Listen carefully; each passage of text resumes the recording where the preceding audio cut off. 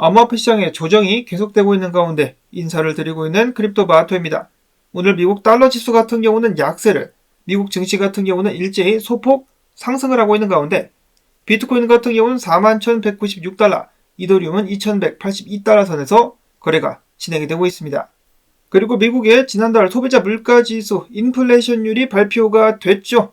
결과는 딱 3.1% 예상치에 부합한다는 수치가 나왔습니다. 그래서 시장에 큰 변동성이 없이 하루가 지나가고 있는 가운데 자, 문제는 내일이다. 연준은 어떤 결정을 내릴 것인가? 인플레이션이 예상치에 부합한다라는 데이터가 나왔기 때문에 아마도 금리 동결로 가게 되지 않겠느냐. 페드워치 같은 경우는 연준이 금리를 동결할 가능성을 98.2%로 점치고 있었습니다. 그래서 무난하게 금리 동결 발표가 나오게 되지 않겠느냐. 혹시라도 인상을 할 수도 있겠습니다만은 인상하면은 안 그래도 높은 금리 때문에 골치를 앓고 있는 정부도 여기에 포함이 되죠. 정부가 빚이 많으니까 여기에 포함이 되는데 경제 전반에 대한 압박이 강해질 수가 있어가지고 인상한다라는 시나리오는 좀 생각하기 힘든 것 같습니다. 어떤 발표를 하게 될지 내일 또 바로 결과가 나오게 될 것 같고 자, 그 다음으로는 SEC의 게리 겐세이가 항상 하는 말이 있죠. 비트코인을 제외한 모든 암호화폐들은 무조건적으로다가 증권이기 때문에 거래소들을 포함해가지고 전부 우리 관할 아래에 있다. 고로 우리 앞에서 무릎을 꿇어라 라고 주장을 하곤 하는데 이번에 CFTC 위원장 같은 경우는 게리 겐세이의 심기를 거스를 수 있을 만한 발언을 하게 됩니다. 대부분의 암호화폐들은 현행법상 상품이다. 바로 증권이 아니라 상품이라고 이야기를 하면서 암호화폐가 계속적으로다가 발전할 것으로 예상이 되며 이를 위해서 포괄적인 규제 프레임워크가 시급히 필요하다라고 이야기를 했습니다. 자, SEC와는 정반대 암호화폐에 대한 접근법이라고 볼 수가 있겠는데 자, 예를 들어서 게리 겐세이 같은 경우는 암호화폐 이야기가 나오면은 항상 불법적으로 사용이 된다. 암호화폐는 사기다, 스캠이다. 그리고 또한 암호화폐는 무조건적으로 다 증권이기 때문에 만들어진 지 한 50년, 60년 됐나요? 증권법, 이 오래된 증권법을 따라야 된다라고 이야기를 했는데 CFTC 위원장은 그 반대로 이야기를 하면서 암호화폐는 발전할 것이며 새로운 규제 프레임워크가 필요할 것이다 라고 주장을 했다. 또한 의회가 나서가지고 암호화폐 기술을 합법화해야 된다라고 이야기를 하는 것인데요. 당연히 암호화폐 업계는 CFTC 쪽에 환호를 보내게 되지 않을까 싶습니다. 누가 나보고 나쁜 놈이라고 하고 나를 감옥에 넣으려고 하는 SEC 양아치들의 관리를 받고 싶겠습니까? 자, 아무튼지 간에 암호화폐를 SEC가 관리를 하느냐, CFTC가 관리를 하느냐, 미국 암호화폐 시장의 미래에 크게 영향을 주게 될 것 같은데 내년쯤에는 그래도 결과가 나올 수 있지 않을까요? 다음으로는 블랙락 비트코인 현물 ETF 관련된 업데이트 소식이 나왔습니다. 해당 ETF 전통 은행들도 현금으로 참여가 가능해질 예정이다라고 발표를 한 것인데요. 자, 이게 무슨 이야기냐? 암호화폐가 아니더라도 현금으로 새로운 펀드 지분을 만들고 비트코인을 직접 보유할 수 없는 은행들도 ETF의 AP, ETF 운용사에 현금을 납입하고 ETF 증권을 받은 뒤 이를 투자자에게 판매하는 역할을 하게 됨으로써 유동성 공급자의 범위를 넓힐 수 있게 되었다라는 것인데요. 해당 현금이 반드시 비트코인으로 교환이 된다라는 전제하에 제가 봤을 때는 좋은 업데이트인 것 같습니다. 더욱더 많은 은행들이 고객들에게 비트코인 ETF를 판매할 수 있게 되겠죠. 다음으로 해서는 말도 많고 탈도 많았었던 엘살바도르의 볼케이노 토큰 화산 코인이 드디어 내년 1분기에 출시가 될 예정이라고 합니다. 자, 이거 가지고 언론에서도 딴지 굉장히 많이 걸었었거든요. 엘살바도르 결국 말뿐이었었다. 화산 코인 안 나온다. 이런 식으로 다 많이 깠었는데 내년 1분기에 나온답니다. 다시 한번 나입 부켈레의 승리. 다음으로 해서는 비트코인 분석 또 바로 들어가 보도록 하겠는데 크립토 퀀트의 기고자 겸 온체인 분석가인 크립토 온체인은 이렇게 이야기를 합니다. 최근 비트코인은 가격 급등으로 인해서 2평간에 상당한 이격이 발생했다. 이로 인해서 가격 조정, 비트코인 조정 가능성이 커졌는데 그럼에도 불구하고 투자자들은 비트코인의 가격 추가 상승을 기대하며 물량을 축적하고 있다. 단기 관점에서는 당연히 조정을 좀 받을 수 있겠으나 강세 흐름으로 전환될 가능성이 크다. 좀 쉬었다가 다시 한번 가지야 라고 이야기를 한 것이고요. 그렇다면 비트코인의 조정은 어디까지 나오게 될 것이냐? 여러 분석가들은 이에 대해서 38,000달러대를 지목하기도 했었는데 첫 번째로는 알리 마르티네즈는 이야기하기를 비트코인 31,150에서 38,360달러 사이에 단단한 지지선이 자리를 잡고 있다. 해당 가격 구간대에서 무려 152만 개의 주소가 총 53만 4천 개의 비트코인을 매수한 상태이기 때문에 굉장히 단단한 지지 구간이라고 볼 수가 있겠다라고 이야기를 했었습니다. 다음으로 크립토 체이스 같은 경우는 비트코인이 이 자리, 회색 박스 자리까지 내려올 것 같다라고 예측을 했는데요. 그와 동시에 해당 구간 같은 경우는 CME 갭이 열려있는 자리 구간이기도 하기 때문에 겸사겸사 해가지고 내려와주지 않겠느냐라는 예측을 하기도 했었습니다. 이어서 코로나 때문에 꽤 오랜 시간 고생을 하다가 다시 돌아온 트레이더 엑소 분석가는 이야기하기를 38,000달러대까지 조정을 받게 된다라면은 여기서 비트코인이 와리가리를 치고 있을 때 알트코인들이 달릴 수 있을 것이다 라는 예측을 내놨습니다. 큰 그림으로 봤을 때 이런 식으로다가 이 구간에서 0.5자리 내려와가지고 조정을 받게 된다. 그러면은 알트코인들이 신을 낼 수가 있을 것. 다음으로 트레이더 팀 같은 경우는 그 위자리 39,500달러짜리까지 내려오게 된다면 다시 한번 반등을 기대해 볼 수 있을 것이라고 예측을 했었고, 로이 분석가도 마찬가지입니다. 그 자리에서 나는 기다리고 있다가 롱을 때려보겠다. 38,000달러대까지는 가지 않을 것이다 라고 보고 있었고, 로만 같은 경우는 가긴 어딜 가. 나는 다른 사람들의 생각과는 달리 비트코인이 위로 아래로 가지 않고 지금 자리부터 축적을 하면서 범위를 만들 것 같다라고 이야기를 했습니다.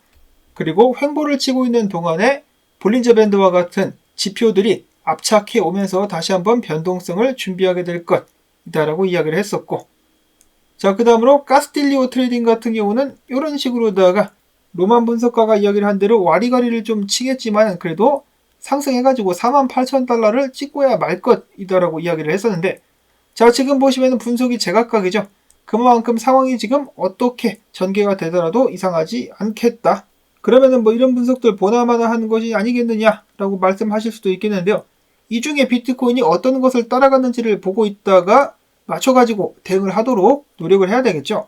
이러한 의견을 내놓는 분석가들 같은 경우도 자신의 말이 무조건 맞을 것이다라고 이야기를 하는 것이 아니라 맞으면 좋겠지만은 틀리면은 또 바로바로 그때그때 대응을 해줍니다. 단타를 치거나 선물 거래를 하는 사람들 같은 경우는 이런 식으로다가 태세 전환이 빨라야만 살아남을 수가 있는 것이죠. 그게 아니라면은 스윙 매매 혹은 장투를 지향하는 사람들은 큰 그림을 보면서 투자를 이어가면 되겠습니다. 자, 스윙 매매 및 중장기 투자의 대가라고 볼 수 있는 꽥꽥 오리 선생. 그동안에 적중률이 있어가지고 이 사람이 하는 말을 쉽게 흘려 들을 수가 없는데요. 어제 충격적인 전망을 내놨었던 꽥꽥 오리 선생. 오늘은 추가적으로 몇 마디를 더 덧붙였습니다. 그가 봤을 때 지금 비트코인이 16,000달러에서 44,000달러까지 상승을 했는데 ETF 승인에 대한 가격이 선반영된 것이다 라고 이야기를 했습니다. 그래서 ETF 승인에 관련된 발표가 나오기 직전이나 나오고 난 후부터 비트코인 가격이 떨어지게 되면서 많은 사람들의 비명과 함께 25,000달러 아래까지 내려가게 될 것이다 라고 예측을 합니다. 아니, ETF가 승인됐는데 가격이 왜 떨어지는 거지? 라고 많은 사람들이 묻는 사이에 그런 식으로다가 하락이 나오게 될 것이다. 그 자리에서 그는 진입을 하겠다라고 이야기를 하고 있는 것인데요. 물론 이런 그도 본인이 틀릴 수도 있다는 점을 가정하면서 다만 이것이 그의 매매 계획이다라고 밝혔습니다. 중장기 매매를 선호하는 도널트. 제가 꽥꽥 오리 선생을 주목하는 이유 중에 한 가지도 제가 방송을 시작한 이래로 이 사람이 굉장히 많이 맞췄습니다. 자, 물론 이번에 37,000달러대 매도를 하게 되면서 고점대 매도를 하지는 못했지만은 그래도 손실을 입지 않고 계속해서 수익을 내는 그런 투자를 하고 있습니다. 참고를 할 수가 있겠고요. 자, 그 다음에는 이더리움 수익 매매 전문 고래 한 마리가 이더리움 1950개를 매수했습니다. 조정받고 이더리움이 더욱더 상승할 것이다 라고 예측을 한 것인지, 분석가 카스틸로 트레이딩 같은 경우도 여기에 동의한다라고 이야기를 하고 있는데요. 이런 식으로다가 이더리움이 반등 및 상승을 이어나갈 수 있을 것이다. 이어서는 엘리지 분석가 GRX가 이런 식으로다가 해당 자리를 지켜줄 경우 추가 상승을 할 수 있을 것이다 라고 이야기를 했었고, 이어서는 어제 바이낸스가 SETS라는 토큰을 상장했습니다. BRC20 토큰이죠. 여기서 세츠 같은 경우는 사토시를 이야기를 하는 것 같은데요. 자, BRC20 토큰이 다가오는 불장에서 크게 상승할 가능성이 있다라고 주목해야 된다라고 주장하는 사람들이 많이 있습니다. 관심 있으신 분들은 BRC20도 다음 불장 대비해가지고 살짝 모아보는 것도 나쁘지 않을 것 같고요. 이어서는 셀레스티아가 폴리곤 체인 개발 키트에 적용이 가능하다라는 발표와 함께 가격이 상승하기도 했었고요. 다음으로는 이런 기사가 있어가지고 잠깐 가지고 와봤습니다. 알트코인, 이 두 가지 알트코인 중에 숏이 많이 몰려 있어가지고 스퀴즈가 나면서 폭등할, 가격이 높게 빠르게 올라갈 가능성이 있는 알트코인들 두 개. 어떤 코인들이 있느냐? 유니스왑과 에이브입니다.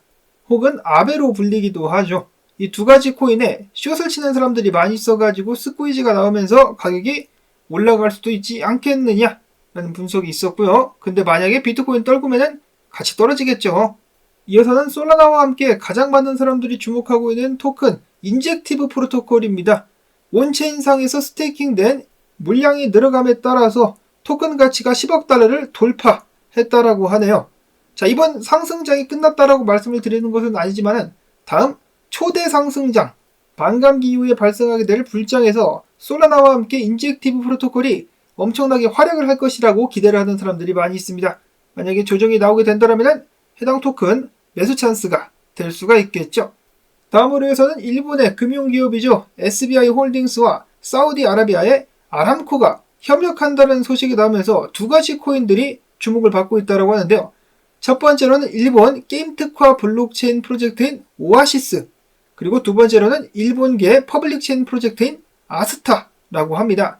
이 두 개의 일본 코인들이 주목을 받고 있는 이유에는 첫 번째로 오아시스 같은 경우는 SBI 그룹 산하 암호화폐 거래소 SBI BC에 상장된 유일한 일본계 토큰이며, 아스타 같은 경우는 지난해 3월 SBI 증권 계좌 보유자들을 대상으로 NFT 에어드랍을 진행한 바가 있기 때문이다 라고 매체에서는 전했습니다.